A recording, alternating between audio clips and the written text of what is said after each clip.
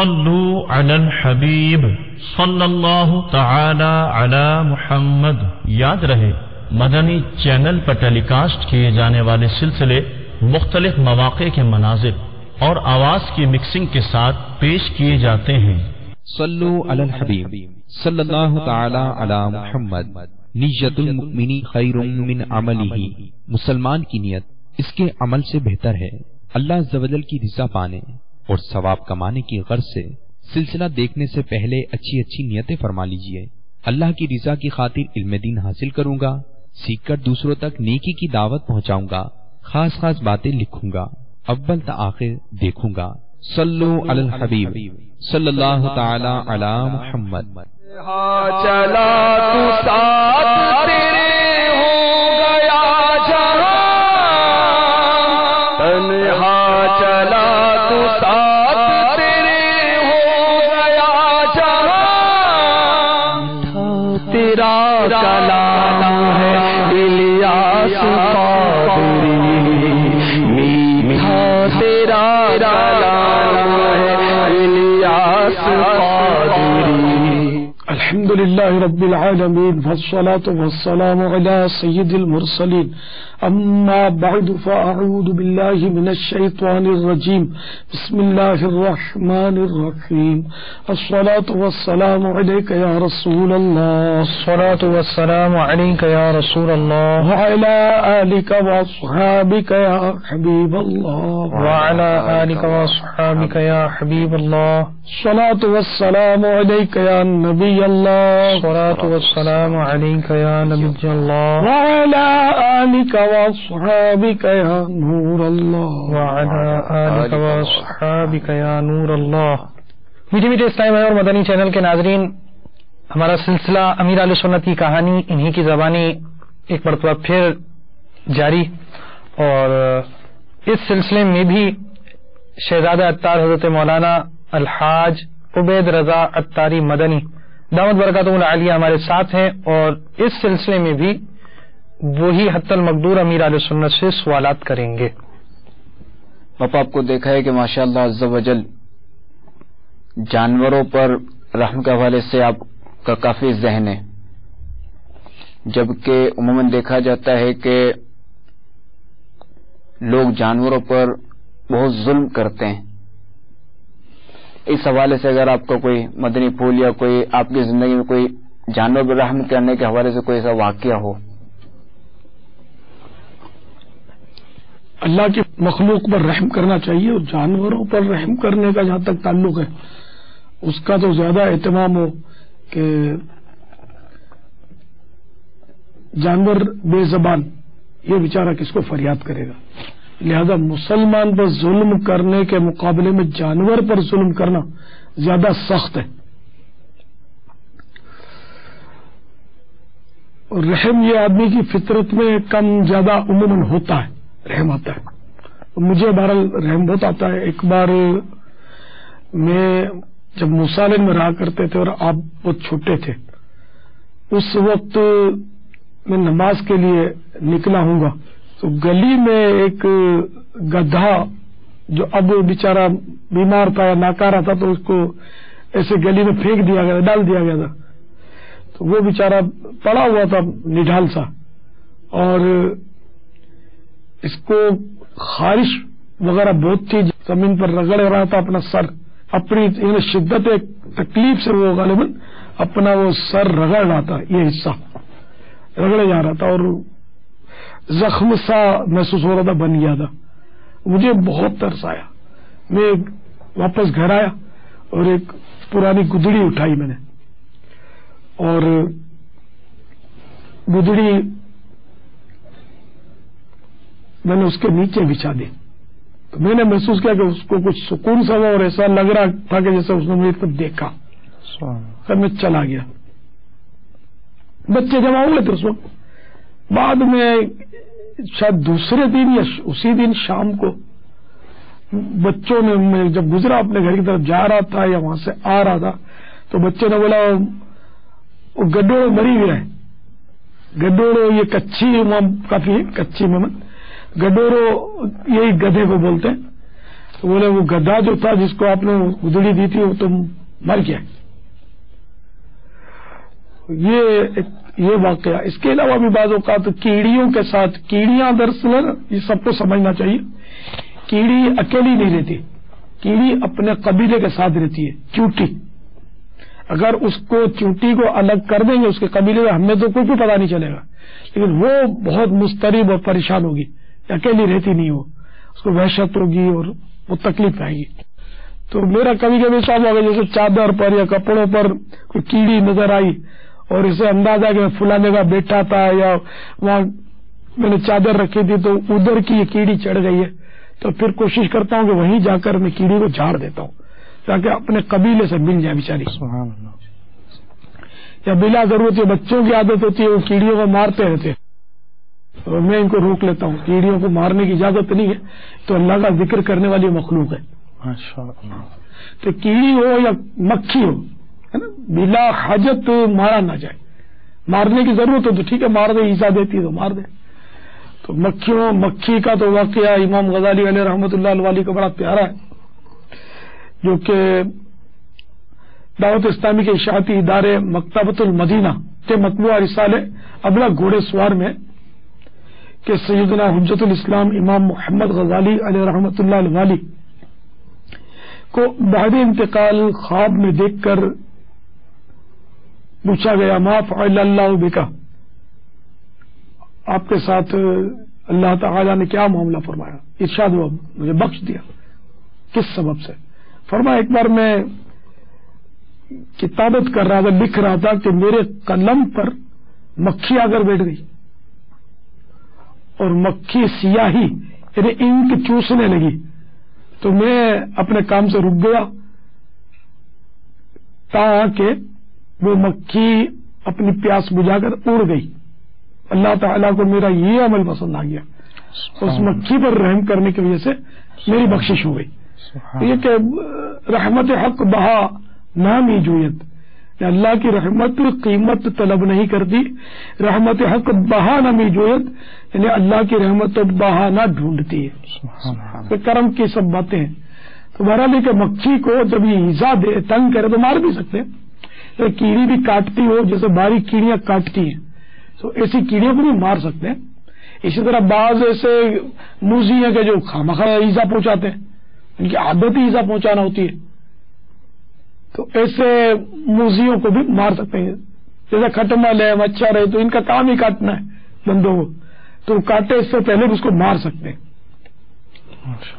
اس کو بھی اسی طرح ماریں گے جتنی شریعت نے اجازت دی ہے، مطلب کم سے کم تکلیف کے ساتھ مارا جائے. جیسے اب کسی جگہ مارا تو اس کو کچلتے رہے، مسلتے رہے تو بیچارے کو تکلیف بہت ہوگی، تو ایک ایسا وار کیا جائے کہ اسی میں مر جائے. جیسے چھپکلی کے بارے میں حدیث شریف میں کہ چھپکلی کو فوائسق یعنی چھوٹا فاسق کہا گیا کہ ایک وار میں مارو تو 100 نے کیا، دوسرے میں اس سے کم، تیسرے میں اس سے کم، تو ایک ہی وار میں چھپکلی کو مار دیا جائے 100 نے کیا ملیں گی. لیکن اب اس میں دیکھ لیں گے کسی کی دیوار پر مارے، اس کی دیوار پہ اس کے خون کا دھبا یا وہ ناراض ہو، حق العبد کا معاملہ ہو، یا اللہ کے گھر میں مسجد میں تباہ کر کے آپ نے چوتا اٹھا اور اس کو مارا چھپکلی کو، تو پتا گیا چھپکلی بھی چوٹ سے چپک گئی، اس کا خون آلود ہو گئی دیوار، اور جوتے کا بھی دھبا پڑ گیا. تو یہ بھی احتیاط کرنی ہے کس طرح مارنا ہے، کہاں مارنا ہے. ماشاء اللہ. وہ مزار شریف پہ جانے کے حوالے سے آپ کو کیا ذہن ہے؟ مزارات اولیاء پر حاضری دینی بہت بڑی سعادت کی بات ہے. وہ مولانا روم علیہ رحمۃ اللہ القیوم ہی کا غالباً یہ شعر ہے، یک زمانہ صحبت با اولیاء بہتر از 100 سالہ طاعت بیریا. یعنی اولیاء کرام کی صحبت میں ایک گھڑی بھر گزارنا یہ 100 سال کی خالص بے ریا یعنی خالص عبادت سے بھی بڑھ کر ہے. اگر ولی کے مزار پر حاضری ہوتی ہے تو سعادت کی بات ہے، کہنا چاہیے. میں نے بھی حاضریاں دی الحمدللہ، دنیا کے مختلف ممالک میں بھی موقع ملا تو یہ سعادت پائی ہے اللہ کی رحمت سے. کیا سرکار صلی اللہ علیہ وسلم سے ثابت ہے کسی کی قبر پہ جانا؟ جی ہاں، حضور علیہ الصلوۃ والسلام کا فرمان ہے کہ پہلے میں تمہیں منع کرتا تھا قبروں کی زیارت سے، اب کہتا ہوں قبروں کی زیارت کرو، کہ یہ دلوں کو نرم کرتی اور آنکھوں میں آنسو لاتی ہے۔ میرے آقا صلی اللہ تعالی علیہ وآلہ وسلم جنت البقیع میں تشریف آوری ثابت ہے، دعا کرنا ثابت ہے، اور ہر سال شہداء احد کے مزارات پر بھی میرے آقا صلی اللہ تعالی علیہ وآلہ وسلم تشریف لے جایا کرتے تھے۔ حضور اندازاً آپ نے کتنے مزارات پر حاضری دی ہوگی اپنی زندگی میں؟ انگنت۔ کوئی مشہور مزارات تو ہوں گے نا؟ مشہور مزارات، سب سے مشہور مزار تو مدینہ منورہ میں زیادہ اللہ شرف و تعظیمہ میرے آقا صلی اللہ تعالی علیہ وآلہ وسلم کا۔ پھر اسی ضمن میں شیخین کریمین بھی وہاں آرام فرمائے قدموں میں، ان کے مزار کی بھی حاضری ہو جاتی ہے مزارات کی۔ یہ بقیع مبارک میں 10,000 کم و بیش صحابہ کرام آرام فرمائے، تو اگر بقیع شریف کی حاضری تھے تو 10,000 صحابہ کے مزار تو یہ آ گئے۔ پھر جناب والا بے شمار تابعین، تبع تابعین، اور امام مالک رضی اللہ تعالیٰ عنہ جیسے امام جلیل، جن کے کروڑوں ماننے والے اور اب بھی ماننے والے ان کے پائے جاتے ہیں مقلدین، تو اور بہت سارے علماء مشائخ، سیدی قطب مدینہ بھی وہیں آرام فرمائے الحمدللہ۔ اس طرح یہ کہ لاکھوں مزارات کی حاضری بقیع شریف کی حاضری میں مضمر ہے ماشاءاللہ۔ اس کے علاوہ چیدہ مزارات پر بھی میں غوث پاک کی بارگاہ میں حاضر ہوا ہوں، کربلا شریف امام علی مقام کی بارگاہ میں حاضری دی ہے، کوفہ شریف اور نجف اشرف شریف، کوفہ شریف بھی حاضری دی ہے، نجف اشرف شریف بھی حاضری دی ہے مولا مشکل کشا کے یہاں، سیدنا حر رضی اللہ تعالیٰ عنہ کے یہاں بھی حاضری دی ہے، وہ بھی وہی کربلا کی طرف ہی ہے۔ امام غزالی رحمۃ اللہ تعالی کے مزار پر امام غزالی رحمۃ اللہ تعالی علیہ کا مزار پر حاضری دی، وہ تو پورا مزار تو پورا قبرستانی الغزالی آپ کے نام کی طرف موسوم ہے۔ اور امام اعظم کے مزار پہ حاضری، امام اعظم کے مزار پر بھی حاضری دی ہے الحمدللہ، وہ بھی بغداد معلہ میں ہے۔ ماشاءاللہ۔ غریب نواز کے والد صاحب کے مزار پر حاضری دی ہے، وہ بھی بغداد معلہ میں ہے۔ بہت مزارات ہے بغداد شریف میں، عراق شریف میں، یہ شیخ جنید بغدادی، سری سقطی، جو تذکرۃ الاولیاء میں کافی اولیاء کرام کا تذکرہ، تمام کافی مزارات ہیں عراق میں۔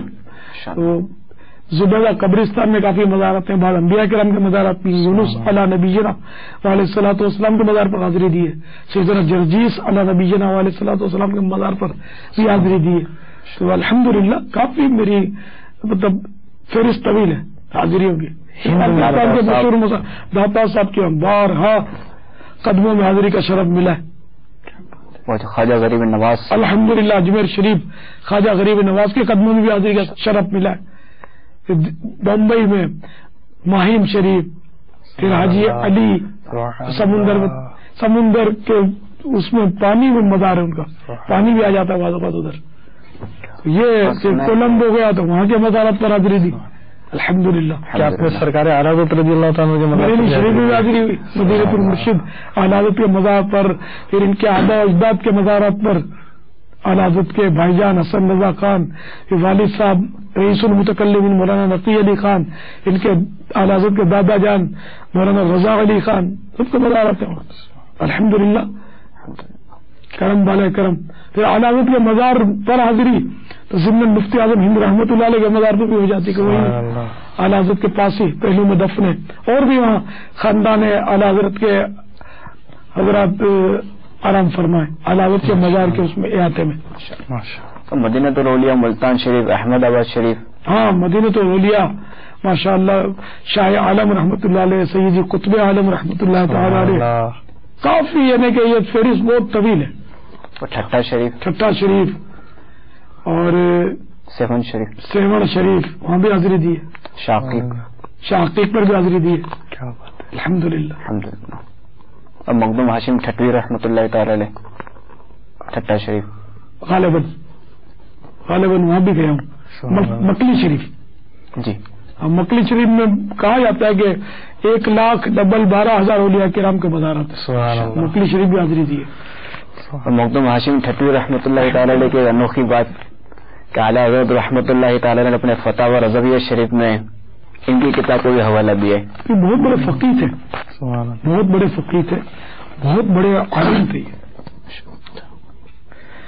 تو پھر یہ اتنے سارے مزارات پر جانا, اتنا سارا مزارات پر جانا, مطلب ذہن میں یہ بھی تو بات آ سکتی ہے بھائی مزارات پر آپ اتنے سارے جا رہے ہیں, اس سے اچھا آپ عبادت ہی کر لیں, تصویر پڑھ لیں, تلاوت کر لیں. آپ نے اتنے مزارات پر کیوں حاضری دی ہے؟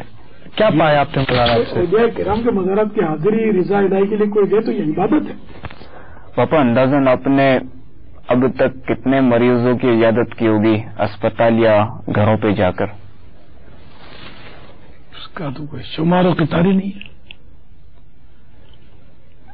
مطلب بابا کیا معمول ہوا کرتا تھا آپ کا اس حوالے سے؟ بارہا حاضری ہوئی ہے مریضوں کی عیادت کے لیے, اس کا حساب کیسے رکھے؟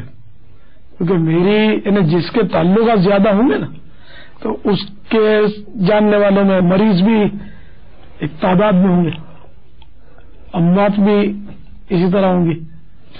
اس لیے وہ تو بہت گیا ہوں اسپتالوں میں, گھروں میں مریضوں کو دیکھنے کے لیے. جنازوں میں شرکت, ہاں وہ جنازوں کی بھی تعداد ناممکن ہے. پھر یہ کہ ایک محبت کرنے والوں کا اپنا جذبہ کہ بھائی آپ کو ہی جنازہ پڑھنا, کتنے نے تو وصیتیں کر رکھی ہیں, ہر ایک کی وصیت پر بھی پہنچ نہیں سکتا میں, نہ اس کی وہ وصیت پوری کرنا واجب, بلکہ وہ جو ولی کا حق ہے وہ بھی اس سے جائے گا نہیں.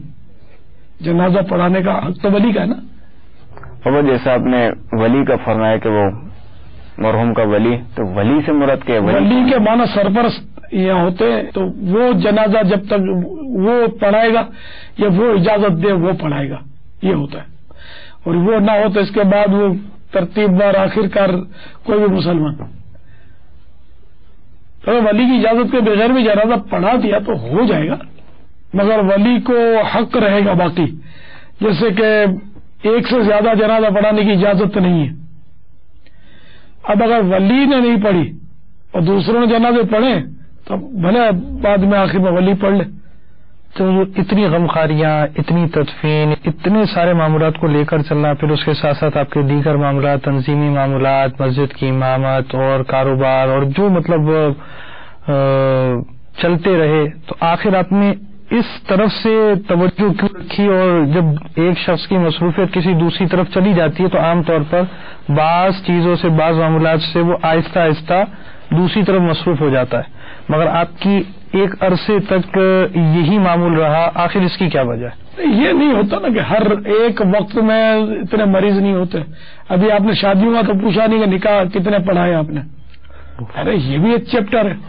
تو ایک زندگی کے ساتھ ساتھ یہ چلتا رہتا ہے کہ کبھی مریض کیا چلے گئے اور مریض کے بعد فارغ ہو کر وہ نکاح پڑھا کے آ گئے, نکاح پڑھاتے کسی کے جنازے میں چلے گئے, یہ بھی ہوتا ہے. اور یہ تو دنیا کا نظام ہے کہ وہ نسیم صبح گلشن میں گلوں سے کھیلتی ہوگی, کسی کی آخری ہچکی, کسی کی دل لگی ہوگی. کہیں خوشیوں کے شادیانے بج رہے ہوتے ہیں, کہیں سفر ماتم بچھی ہوتی ہے. یہ تو مطلب دنیا کا نظام ہے. ایک طرف کوئی اپنے بچے کی سالگرہ کی خوشی میں مٹھائی لے کر آ رہا ہے, تو کوئی اپنے چھوٹے سے دودھ پیتے بچے کے جنازے کے لیے, موت ہو گئی اس کے لیے کفن لیے چلا آ رہا ہے. سب خوشیوں سے مٹھائیاں کھائیں گے, ادھر یہ اپنے بچے کو قبر کے کیڑے مکوڑوں کے حوالے کرنے چلا ہے. ادھر سے وہ پرگم بازوں کے ساتھ دھوم دھڑکے کے ساتھ بارات آ رہی ہے, ادھر سے وہ کلمہ پڑھتے ہوئے جنازہ آ رہے ہیں. نرنگی دنیا ہے, تو اس کے تماشے تو ہوتے ہی ہیں. تو ہر طرح کے مطلب وہ شرکتیں, جیسے کہ نکاح میں بھی شرکت, خیر شادیاں پرگم بازوں کی تو میں نے مثال دی آپ کو, اس میں تو نہیں جانا چاہیے جہاں یہ بینڈ بازے بج رہے ہوں.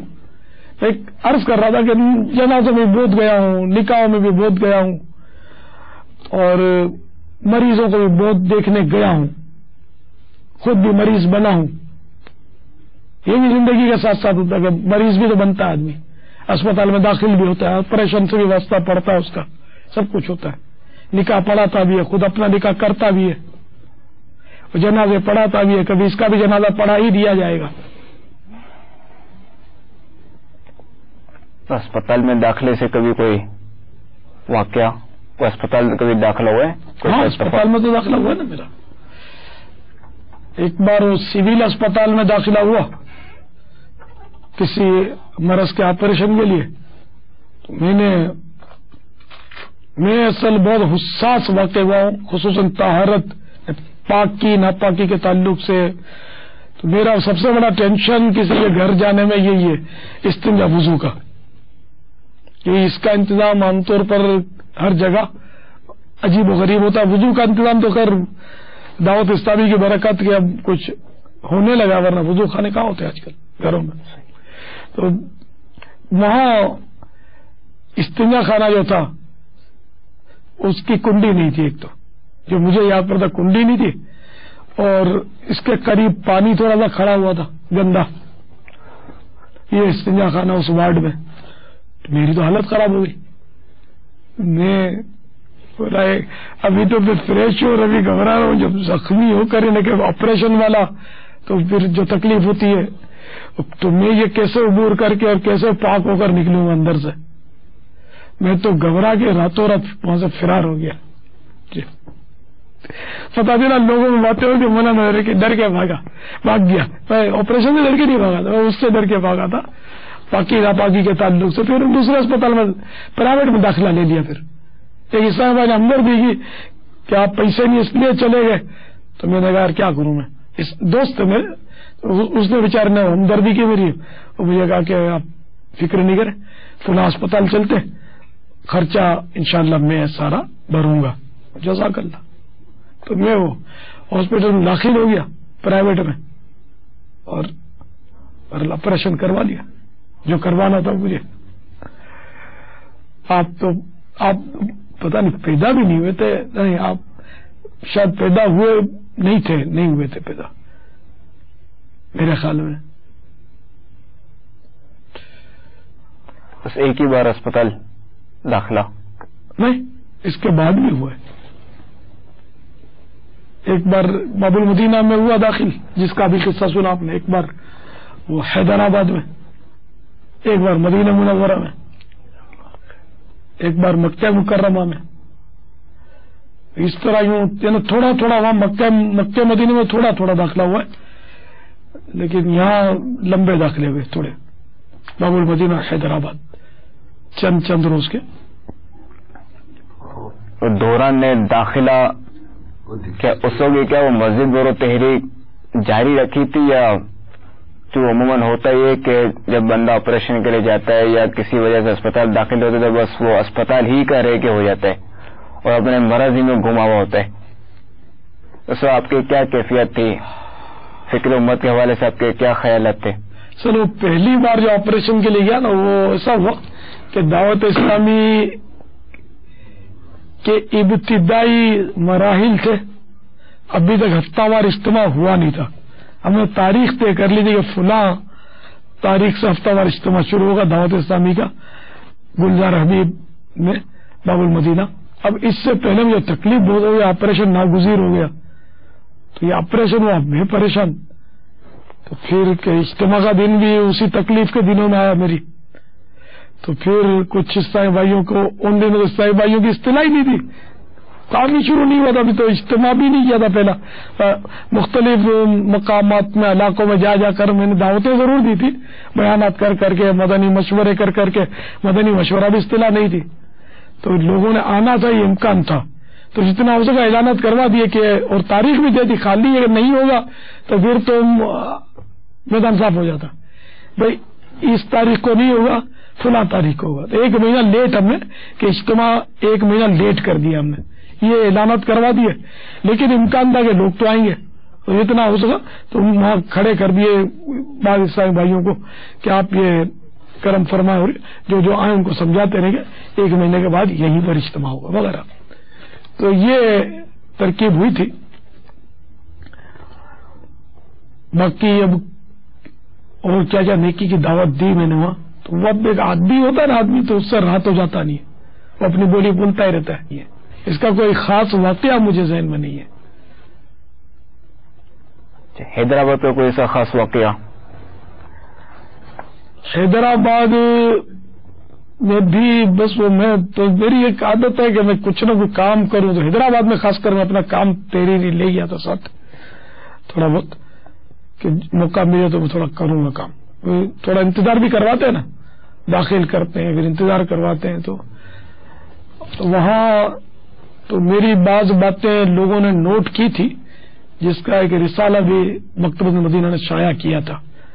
اب وہ سارا میں اپنے منہ سے بولنا اچھا نہیں لگتا نا میرا. بابا اس رسالے کے اندر کچھ آپ کا جو آپریشن تھا اس سے پہلے کا کچھ جدول بھی بیان کیا گیا کہ آپ نے مطلب ایسا ہوتا ہے کہ جب آپریشن ہو رہا ہوتا ہے تو ڈاکٹر مطلب یہ سمجھو ہاسپٹل کی طرف سے کچھ ہدایات آتی ہیں.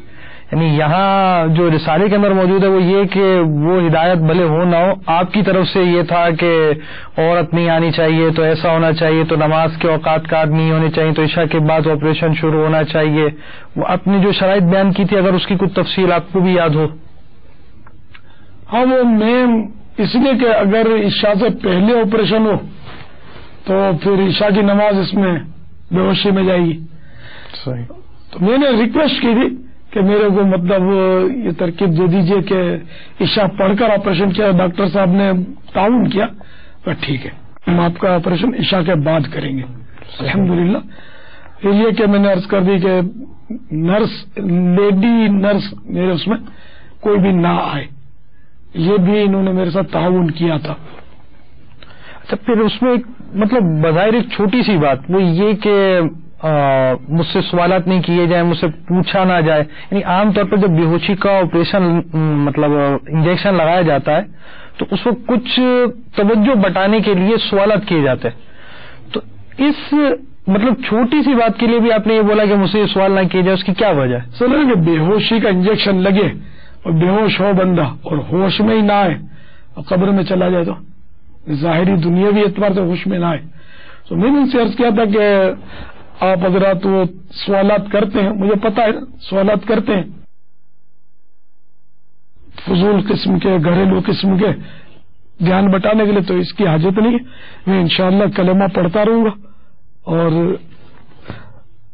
بے ہوش ہو جاؤں گا انشاءاللہ. اس طرح میں نے ان کو ذہن دیا.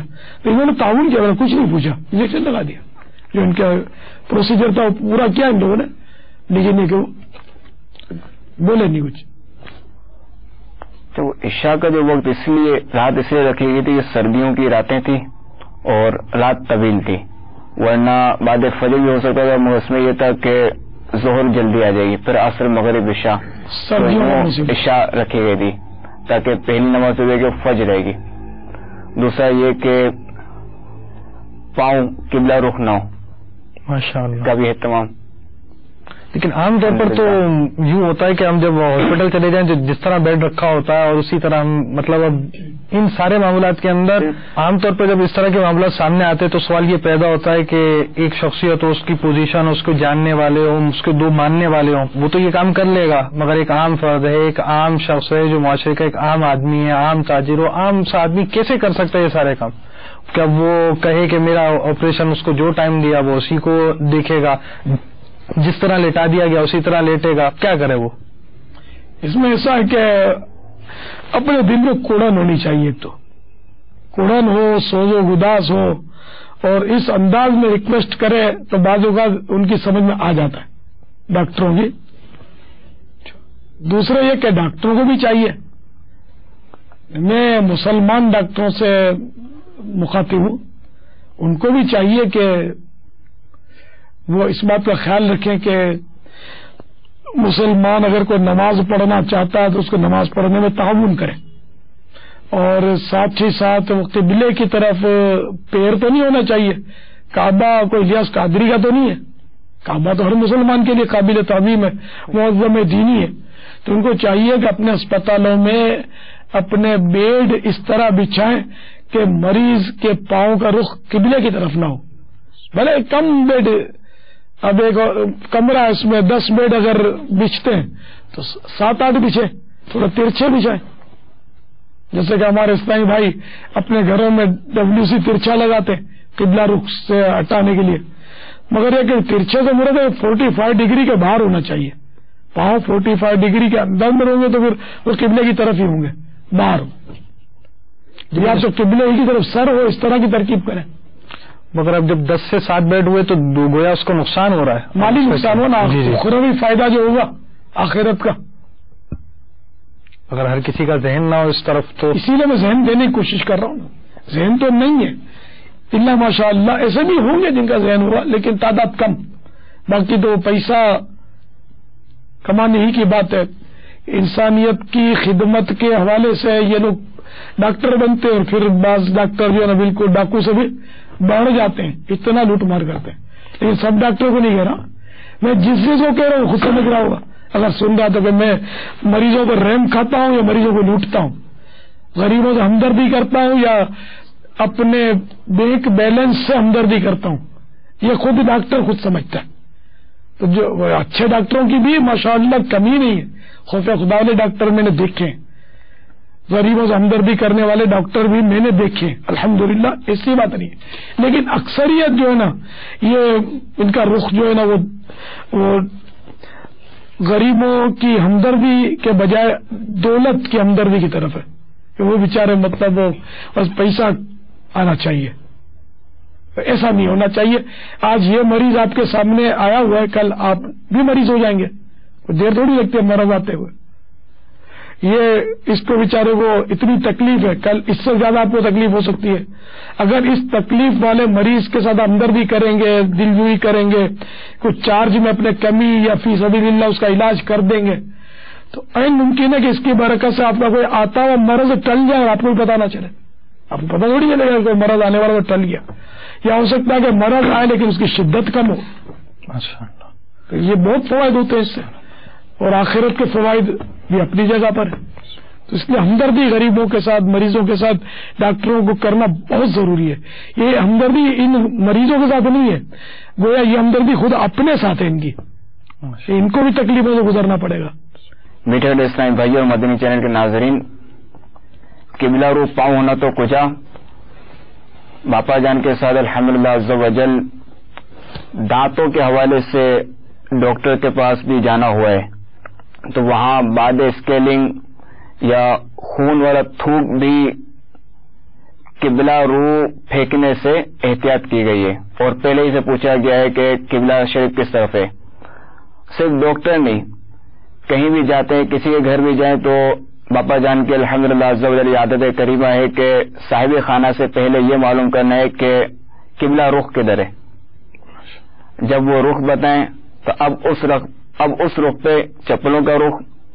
دوسرا یہ کہ چونکہ قبلہ رو بیٹھنا سنت ہے، اگر وہاں میسر ہوا تو قبلہ رو بیٹھنا، اور ہاتھ دھوتے وقت، کلی کرتے وقت قبلہ رو طرف کلی سے اجتناب کرنا. اچھا حضور، آپ بھی حیدرآباد کے اندر ساتھ تھے، تو کوئی ایسی بات جو آپ کو یاد آ رہی ہو؟ چونکہ یہ واقعہ جو امیر اہل سنت نے بیان فرمایا، یہ لازمی بات ہے، بندہ جب بے ہوش ہو جاتا ہے، بے ہوشی کے بعد جو ہے وہ ظاہری طور پہ اوسان وغیرہ ساتھ نہیں دیتے. تو اب کوئی ایسی بات اگر آپ نے کوئی دیکھی ہو تو وہ بیان فرمائے. سر اس میں یہ ہے کہ جب بندہ نیند بے ہوش ہوتا ہے نا، جب ہوش کی طرف آتا ہے وہ اندر کا بولتا ہے. سبحان اللہ. وہ ڈاکٹر بھی کہتے ہیں اندر کا بولتا ہے. تو اس وقت جب باپا جب ہوش کی طرف آ رہے تھے ان کی زبان میں یہی دعائیں تھی، یا اللہ عز و جل مسلمانوں کی مغفرت فرما. تو اسی حوالے سے مسلمانوں کو ایک اور نیک بنا دے، میری مغفرت فرما، میرے متعلقین کی مغفرت فرما. اسی طرح کی دعائیں، کلمہ طیبہ. پھر بعض اوقات مزید جب ہوش جاری ہوا تو وہی کہ نماز کا سوال، کہ نماز کا وقت، یعنی نماز کی شدت اس وقت ایسی ذہن کے اوپر غالب تھی کہ جیسے بندہ بے ہوشی سے ہوش کی طرف آ رہا ہے تو اس کو یہ گمان جا رہا ہے کہ مجھے نماز پڑھنی ہے. حالانکہ فجر میں کافی وقت تھا، تقریباً 12 سے 1 بجے تک جو وہ آپریشن تھیٹر سے باہر آ چکے تھے اور روم کی طرف منتقل ہو چکے تھے. میٹھے میٹھے اسلامی اور مدنی چینل کے ناظرین، اس سارے واقعے کی تفصیل حاصل کرنے کے لیے دعوت اسلامی کے اشاعتی ادارے مکتبۃ المدینہ کا مطبوعہ رسالہ امیر اہل سنت کے آپریشن کی جھلکیاں یہ ضرور حاصل کریں، اور دعوت اسلامی کی ویب سائٹ www www.dawat-islami.net سے بھی آپ ڈاؤن لوڈ کر سکتے ہیں. تو آپ اس میں جان سکیں گے کہ امیر اہل سنت نے اس وقت آپریشن سے پہلے کس انداز سے نماز کے حوالے سے آپ کی سوچ تھی اور پھر آپ کی کیا کیفیت تھی. نیم بے ہوشی کے عالم میں بھی آپ نماز کی طرف آپ کی توجہ تھی, ایمان کی حفاظت کے حوالے سے, اور دوسروں کو گواہ بنانے والی بھی آپ کی صورت تھی. ساتھ ہی ساتھ مسلمانوں کے لیے دعا, اپنے مریدین کے لیے بھی آپ دعا فرما رہے تھے, اور حاجی مشتاق اتاری علیہ رحمۃ اللہ علی کے لیے بھی اپنے دعائیں فرمائیں اس حالت کے اندر. اور وہاں کے جو ماحول تھے, جس انداز سے جس ڈاکٹر نے, جس سرجن نے آپریشن کیا, اس کے کیا تاثرات تھے, روتے ہوئے اس نے تاثرات کا بیان دیا. تو یہ ساری تفصیلات جاننے کے لیے آپ دعوت اسلامی کے اشاعتی ادارے مکتبۃ المدینہ کا یہ رسالہ ضرور حاصل کریں, اس کا مطالعہ بھی کریں, اور دعوت اسلامی کی ویب سائٹ سے بھی آپ اس رسالے کو ڈاؤن لوڈ کر سکتے ہیں. اس پہ بہت سی باتیں ہم انشاءاللہ عز و جل آنے والے سلسلوں کے اندر یہ واقعہ کوشش کریں گے کہ تفصیل کے ساتھ اس کے جو مدنی پھول ہے وہ آپ کے سامنے آ سکے. اور امیر اہل سنت سے ہمارا یہ سوالات کا سلسلہ جس انداز سے جاری ہے, آئندہ سلسلوں میں بھی جاری رہے گا. مسجد میں تحریک جاری رہے گی, غیبت کے خلاف جنگ جاری رہے گی, محبتوں کے چور چغل خور صلو علی الحبیب صلی اللہ تعالی علی محمد. چلا تو ساتھ تیرے ہو گیا جہاں, تنہا چلا تو ساتھ تیرے ہو گیا جہاں. تیرا کلام ہے الیاس قادری, میٹھا تیرا کلام ہے الیاس قادری. صلو علی الحبیب صلی اللہ تعالی علی محمد. آپ نے جو ابھی سلسلہ ملاحظہ فرمایا اس کے بارے میں اپنے تاثرات اور مدنی مشورے 030126127176 پر SMS یا feedback@madanichannel.tv پر میل کر سکتے ہیں.